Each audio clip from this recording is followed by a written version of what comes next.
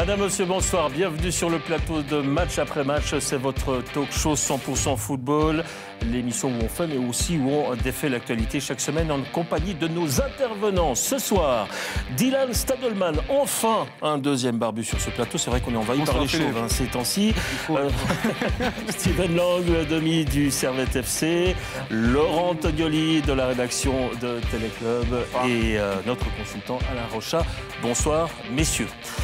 Vous le savez, vous avez la possibilité de réagir en direct durant cette émission via deux canaux, via Twitter, #TCMAM ou par notre page Facebook Téléclub Sport Romandie. D'ailleurs, ce soir, nous sommes également en direct sur Facebook. Alors, n'hésitez pas à intervenir. Alors, si je vous dis aujourd'hui, pénalty, pas pénalty, vous l'aurez compris, nous allons tout de suite évoquer la grosse polémique de ce week-end.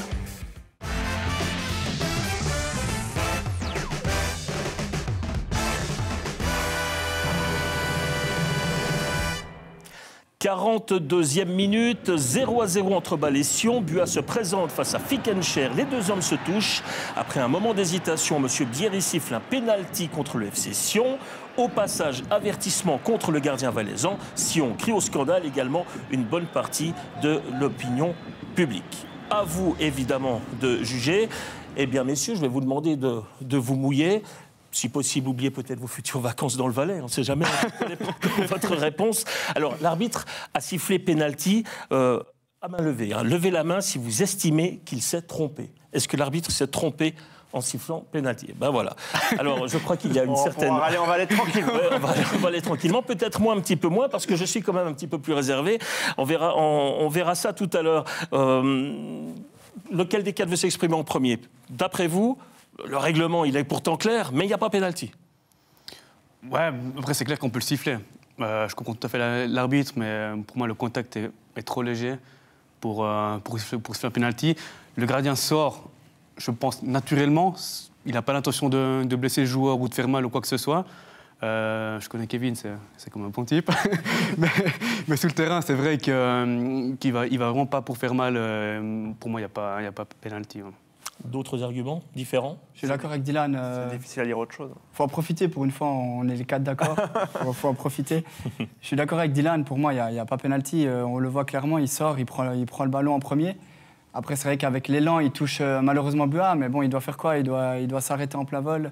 C'est impossible. Non, normalement, c'est un fantôme, Kevin Buat, donc il doit traverser en fait ses jambes tranquillement et il ne touche pas comme ça. C'est beaucoup plus simple. Non, je rejoins ce qu'a dit Steven. La réaction de Kevin Fickencher est parfaite. Il est face à l'attaquant qui est face à lui. Il dévie d'abord le ballon et le ballon part sur le côté. Moi, ce que je ne comprends pas bien, j'aimerais qu'on m'explique, si on regarde l'arbitre, la première réaction de l'arbitre, c'est qu'il fait un mouvement de tête en disant non. Donc, je ne sais pas, j'aimerais qu'on m'explique. Et si quelqu'un d'autre intervient, pas de problème. C'est encore une fois, c'est un travail à 4 personnes. Il y a des assistants, il y a un quatrième arbitre. Mais qu'on nous dise, moi j'aimerais que les arbitres, une fois, viennent s'expliquer. Pourquoi on ne les entend jamais après un match? Encore une fois, c'est des êtres humains. Ils peuvent se tromper. Mais au moins qu'ils nous expliquent pourquoi ils ont pris une telle décision. Moi, c'est juste ça que j'ai besoin de savoir. Il y a peut-être quand même les pieds en avant du gardien. Bien sûr. Peut-être il se trouve dans une ligne de vision comme ça, où il voit les deux pieds décollés. C'est pour ça qu'on peut siffler, en fait, d'un côté. Il hésite peut-être quelques instants, mais après, nous, on a tous les ralentis. Mais c'est vrai que dans le feu de l'action... Alors voilà une petite réaction intéressante. D'ailleurs, c'est assez rigolo de constater hier que parmi les diffuseurs de ce match en direct, eh bien, l'approche a été assez différente, avec les mêmes images. D'un côté, on va les nommer, la RTS criait pratiquement au scandale. Alors avec Carlos Varela. Avec Carlos Varela, alors que de notre côté, sur le plateau de Téléclub, on essayait plutôt de gratter un petit peu sur le règlement et on penchait plutôt du côté de l'application d'un règlement assez sévère. D'ailleurs, écoutez un ancien arbitre, et c'est notre autre consultant, c'est Sébastien Pache. Écoutez-le. On voit effectivement qu'il touche bien le ballon avant, mais ce n'est pas forcément un critère. La manière de sortir de Kevin Fickencher est assez particulière dans ce cas-là. C'est étonnant de la part du gardien. D'ailleurs, il sort les pieds en avant et il prend un risque. Il prend le risque vraiment de toucher son adversaire après avoir touché le ballon et potentiellement de lui faire mal. Et c'est ça que sanctionne l'arbitre. Et c'est comme ça que M. Bierry a sanctionné.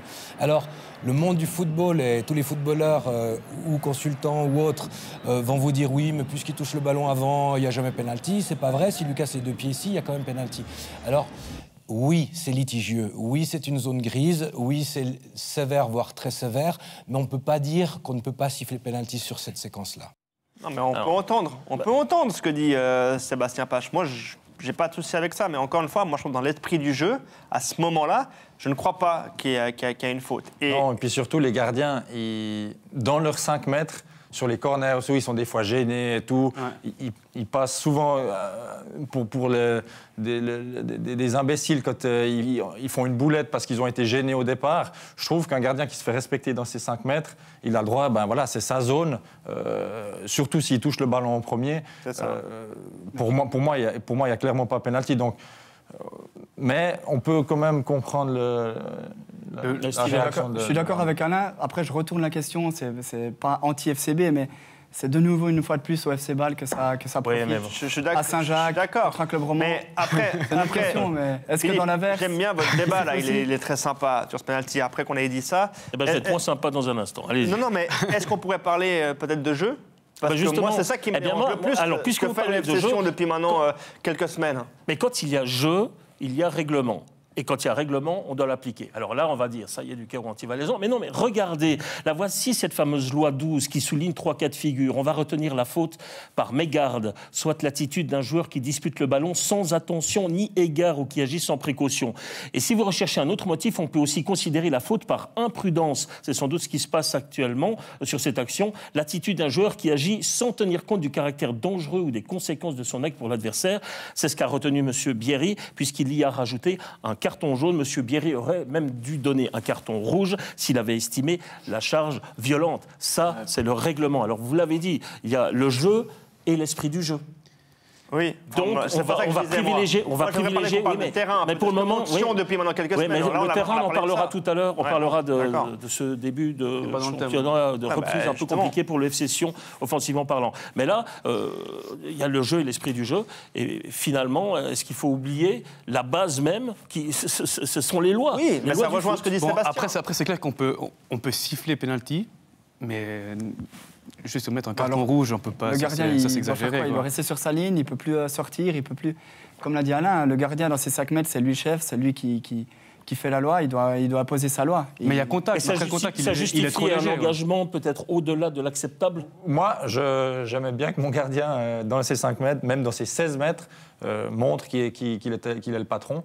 À vouloir, dans ces duels, justement, montrer à l'adversaire, si tu viens, peut-être que tu vas prendre une semelle, parce que moi, dans cette zone-là, c'est moi qui fais la loi. Donc, pour moi, je suis d'accord. Après, de nouveau, je relance l'histoire avec les 2 pieds en avant. Je trouve qu'il aurait peut-être pu aller aussi avec les mains pour éviter la polémique. Mais au moins, il fait une sortie franche et il touche le ballon en premier. Donc, pour moi, il n'y a pas pénalty. Mais... Non. Le problème, c'est la fin du geste. C'est vrai que les pieds sont assez hauts. C'est ça que l'arbitre juge d'ailleurs. Mais en premier, il touche le ballon. Donc, après, je reviens avec ce que je disais avant. Moi, j'ai aucun problème avec ce qu'on nous explique. Pourquoi on n'entend pas l'arbitre après le match ? Il n'a pas le droit de venir s'expliquer ? Non, mais un coach, un joueur qui fait une erreur après un match, nous, on va vers le joueur, on lui a dit t'as raté l'occasion du 2-0, du je sais pas quoi. Ouais. Un arbitre, lui, ne peut pas venir s'expliquer, il n'a pas le droit. Il doit voir des images avant. Non, mais à un moment donné, c'est un acteur du jeu aussi, ou pas ? Moi, je pense qu'on va le protéger, à mon avis. Et alors, il a pris une décision qui m'explique ce qu'il a vu sur le terrain. J'aimerais savoir, j'aimerais comprendre. Ouais. On va en parler un petit peu plus tard. La VAR sera appliquée en Suisse. Ça va, sur ce genre d'action, vous pensez que ça va aider l'arbitre ? Non. Non, pour moi, c'est un arbitre qui prend une décision. Et les mêmes personnes qui seront derrière l'écran, ce seront des arbitres. Et moi, je pense qu'ils risquent de prendre le même type de décision. Ouais. Je rappelle que chez nous, c'est une chose à prendre, nos arbitres sont assez mauvais. Et les mecs qui seront derrière l'écran... Ça, c'est votre avis. Ah oui, vous me demandez mon avis, je suis là pour le donner. Oui, ils sont assez mauvais et je suis encore gentil. Et derrière l'écran, on aura les mêmes mauvais qui sont sur le terrain.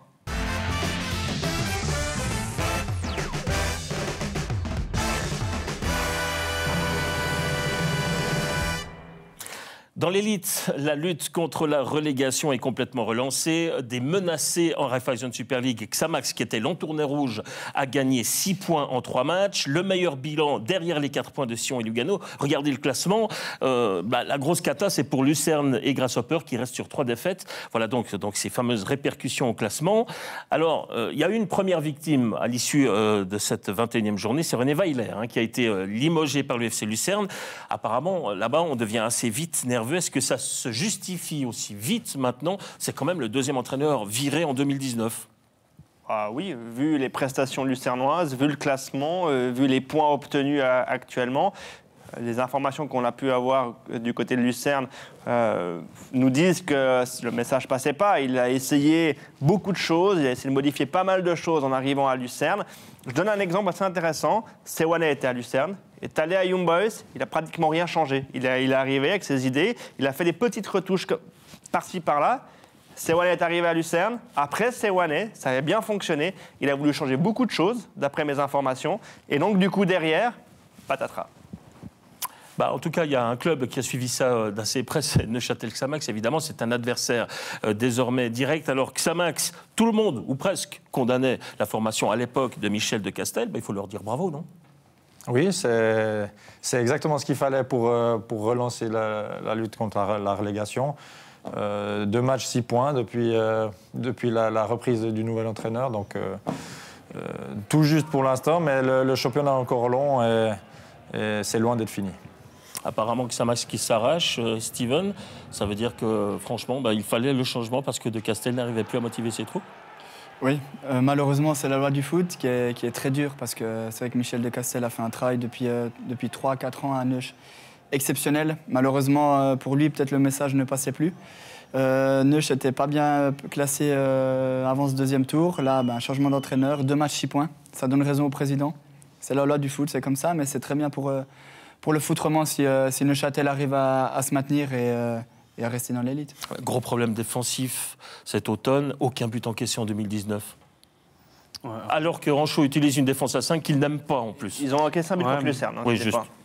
Moi, j'ai plus de la peine avec ce foot moderne. Dès que ça va pas, on vire l'entraîneur.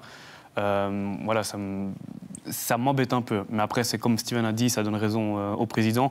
Et pour revenir à Getse, ils ont fait une grosse erreur de se libérer de Nouba Lavanchy. Pour moi, c'est un très mauvais choix de l'entraîneur. Oui, parce que finalement, Getse est faible. Alors on parle de Getse, très faible. Disons que ça a profité à Xamax. Oui, mais moi je me vois un peu quand même sur 3-4 matchs du côté de Neuchâtel. Parce que là, pour le moment, Alain l'a dit, Stéphane Anchaud est arrivé avec un système défensif. On est d'abord solide derrière et puis ensuite on va jouer les contres. Moi, je veux voir si sur la longueur ça peut fonctionner ça. Parce que là, on est à l'énergie, il y a le changement d'entraîneur, on se bat un peu plus. Mais moi, je reste quand même persuadé que cette équipe-là est un petit peu en difficulté pour la Super League. Il y a quand même des joueurs qui n'ont pas tous le niveau de la Super League. Mais là où le mérite de Stéphane Anchaud, c'est que pour le moment, il a réussi à en faire une équipe. Et cette équipe-là, solidaire comme elle est actuellement, elle peut faire des principes. Oh, je ne connais pas encore les principes de Anchaud. Il dit lui-même, il déteste la défense à 5, c'est ce qu'il fait, c'est ce mais qu'il il a fait raison, gagner. parce que maintenant, ce qu'il a besoin, c'est de points. Et exactement. Les points, il les a. 2 matchs, 6 points. Donc actuellement, il a entièrement raison, Stéphane Anchaud. Et je ne dis pas ça parce qu'il est consultant téléclub. Mais c'est vrai, on lui demande quoi? De mettre fin à la spirale négative. Il a réussi. Il a gagné 2 matchs, il est plus dernier. Bravo à lui. Mais sur la longueur, il faudra peut-être faire un peu de jeu. Avant, on disait que Xamax jouait bien. Là, maintenant, Xamax joue plus vraiment. C'est que des contres, par exemple, pour les... Il y a Laporte Seredier aussi qui fait un énorme bien à cette équipe. Par son expérience, par l'abattage aussi qu'il a au milieu de terrain, sa fougue. Donc ça, c'était un très très bon transfert. Mais encore une fois, on n'a joué que 3 matchs. C'est ça. Donc ça va être long.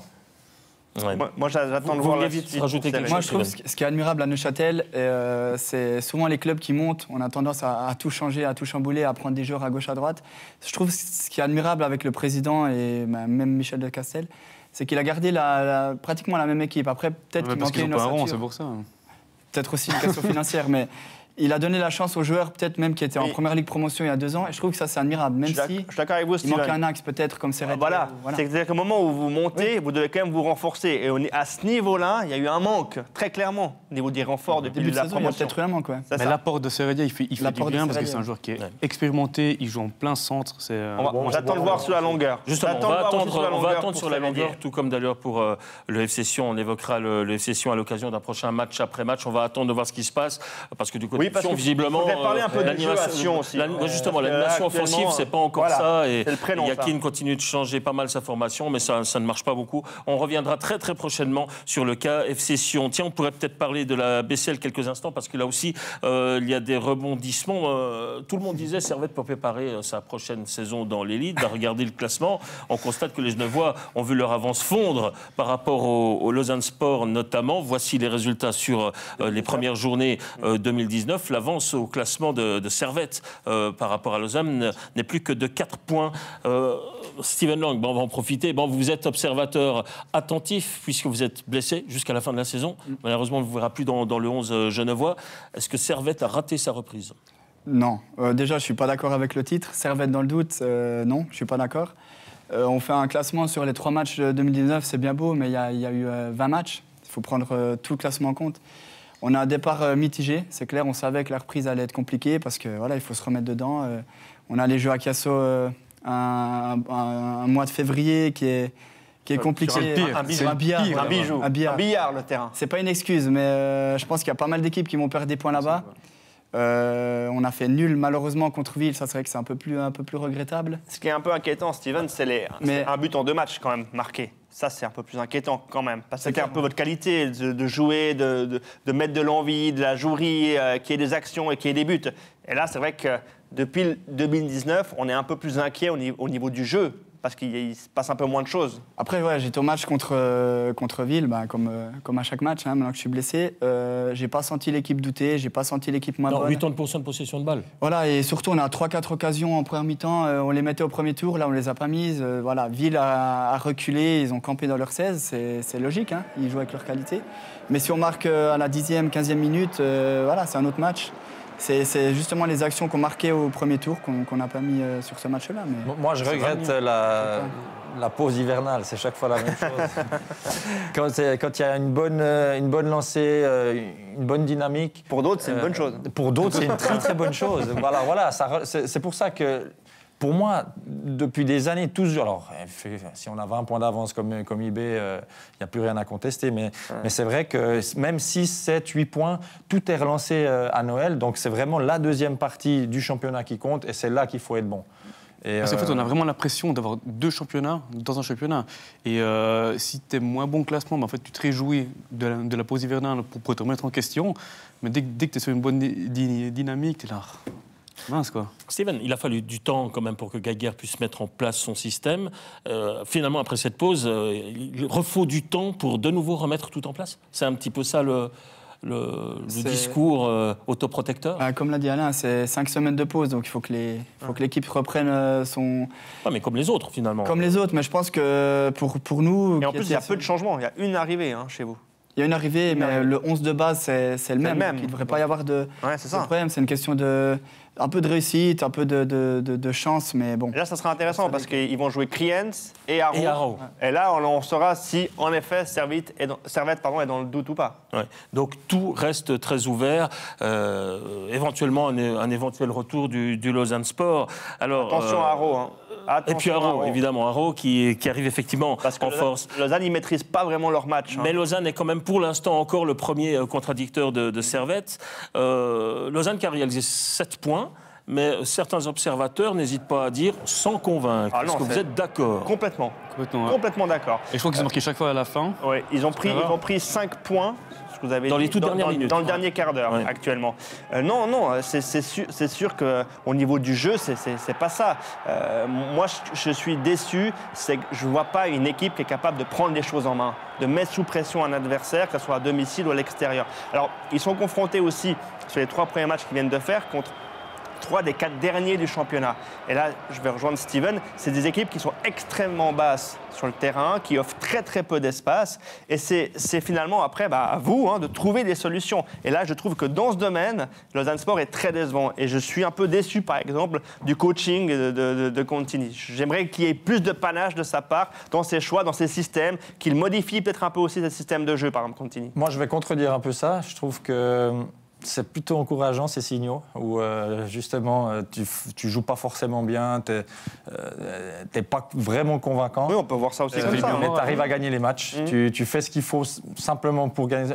Alors après, évidemment, il faut se remettre en question, de se dire, c'est pas assez, d'accord, on a gagné, mais on peut pas se poser là-dessus. Mais c'est quand même encourageant, et le fait de voir aussi l'avance de Servette diminuer, ça peut donner un peu de morale à tout le monde. Là, on voit après le but, là, on voit tout le monde court et est content de ce but. Donc, peut-être qu'il y a quelque chose qui s'est passé à Lausanne. Ouais. Dylan, vendredi, Ville-Lausanne, en direct sur Téléclub, en passant. Oui. Sur terrain synthétique, Lausanne qui a plutôt joué dans un bourbier pour le moment, ça va changer un peu les choses. Non, je ne pense pas, parce que Lausanne, ils sont quand même très bons techniquement. C'est clair que Ville, ils sont habitués à s'entraîner et à jouer là-dessus sur chaque match. Mais Lausanne, ils sont très bons techniquement, et je pense que ça va pas leur poser problème, à mon avis pas. Non, puis je dirais, alors j'ai un peu critiqué Lausanne depuis quelques minutes, mais alors le point positif, ce sont les jeunes actuellement, qui proviennent du Team Vaud. Pour moi, le meilleur joueur là, depuis 2019, c'est Puertas, un petit milieu de terrain de 20 ans. Et puis ce jeune Endoy, là, qui vient de signer un contrat pro, qui est âgé de 18 ans. Et ça, c'est plutôt une bonne nouvelle. C'est-à-dire qu'on peut s'appuyer sur ce qui vient depuis le Team Vaud. Et ce travail fait au Team Vaud est très important pour justement tout le club vaudois. Ça, c'est une bonne nouvelle, je trouve. Eh bien, je vous ai laissé conclure, mais l'arbitre, lui, n'a même pas décidé de nous accorder du temps additionnel aujourd'hui. C'est dire que donc ce match après match est terminé. Merci, messieurs, d'avoir activement participé à cette émission. Merci aux deux pilotes de cette émission, à savoir Régis Berisville et Samuel Stéphane. Bonne rentrée chez vous, messieurs. Et puis, le football sur Téléclub, ça continue. Tout de suite, par exemple, sur Téléclub Zoom, Serie A italienne, match entre la Roma et Bologne. C'est à 20h20. Et à très bientôt, à lundi prochain, pour une nouvelle édition de Match après match. Mam, bye bye.